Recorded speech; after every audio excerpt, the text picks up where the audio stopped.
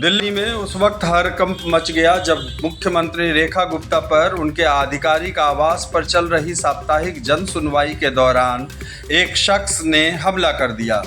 ये घटना सुबह 8:30 बजे के आसपास हुई, जब एक व्यक्ति जिसकी पहचान राजेश खिमजी भाई सकरिया के रूप में हुई ने कथित तौर पर मुख्यमंत्री का हाथ पकड़कर उन्हें अपनी ओर खींचने की कोशिश की।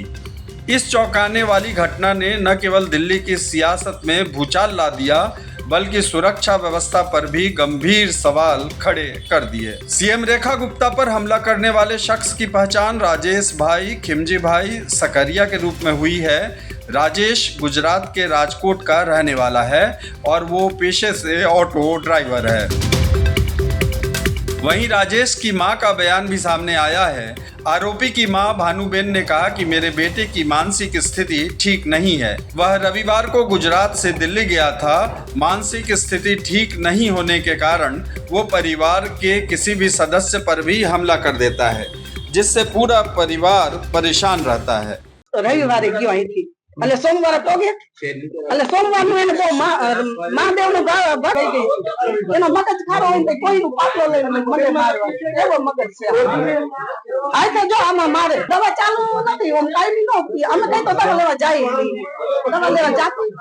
वहीं इस घटना के बारे में बताया जा रहा है कि जन सुनवाई के दौरान शिकायतकर्ता बनकर मुख्यमंत्री के पास पहुंचा। उसने कुछ कागजात रेखा गुप्ता को सौंपे, जो संभवतः किसी कोर्ट केस से संबंधित थे। लेकिन अचानक उसका व्यवहार आक्रामक हो गया।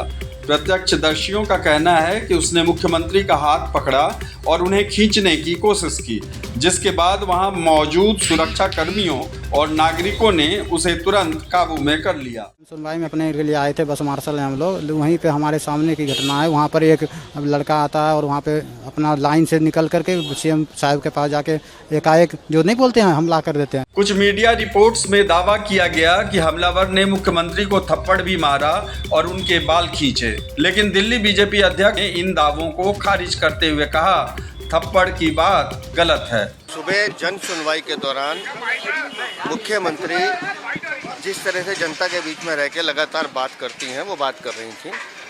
ऐसे में एक शख्स उनके पास आता है, कुछ कागज़ आगे रखता है और अचानक उनका हाथ पकड़कर उनको खींचने की कोशिश करता है। और उस दौरान थोड़ी सी धक्का मुक्की जो होती है तो कुछ सर उनका शायद हल्का सा लगा है किसी कोने पे, और उसके बाद तत्काल लोगों ने उसको पकड़ लिया है। कौन है वो आदमी, क्या उसकी जानकारी है, पुलिस जांच पड़ताल कर। हमले के बाद रेखा गुप्ता को तुरंत मेडिकल जांच के लिए ले जाया गया। सूत्रों के मुताबिक वह स्थिर हैं और फिलहाल आराम कर रही हैं। डॉक्टरों ने उनकी स्थिति को सामान्य बताया है, लेकिन यह घटना उनके और उनके समर्थकों के लिए सदमे से कम नहीं है। इसके बावजूद रेखा गुप्ता ने दृढ़ता दिखाते हुए कहा कि वह अपनी जन सुनवाई को बंद नहीं करेंगी और जनता से मिलना जारी रखेंगी। वहीं पुलिस ने हमलावर राजेश खिमजी को हिरासत में ले लिया है और उससे पूछताछ जारी है। शुरुआती जांच में पता चला कि वह गुजरात का रहने वाला है और संभवतः मानसिक रूप से अस्थिर है। कुछ रिपोर्ट में दावा किया गया कि वह आवारा कुत्तों से संबंधित सुप्रीम कोर्ट के एक फैसले से नाराज था, जिसके चलते वह दिल्ली आया। हालांकि हमले के पीछे की असली मंशा अभी स्पष्ट नहीं हो पाई है। क्या यह व्यक्तिगत रंजिश थी, राजनीतिक साजिश थी, या फिर मानसिक अस्थिरता का परिणाम? ये सवाल जांच का इंतजार कर रहे हैं। क्या यह हमला एक अकेली घटना है या इसके पीछे कोई गहरी साजिश है? जवाब का इंतजार दिल्ली की जनता के साथ साथ पूरे देश को है। यह सनसनीखेज हमला न केवल दिल्ली की सियासत बल्कि पूरे देश के लिए एक चेतावनी है। क्या हमारे जनप्रतिनिधि सुरक्षित हैं? क्या जनता से सीधा संवाद अब खतरे में है? इन सवालों के जवाब तलाशे जाने बाकी है।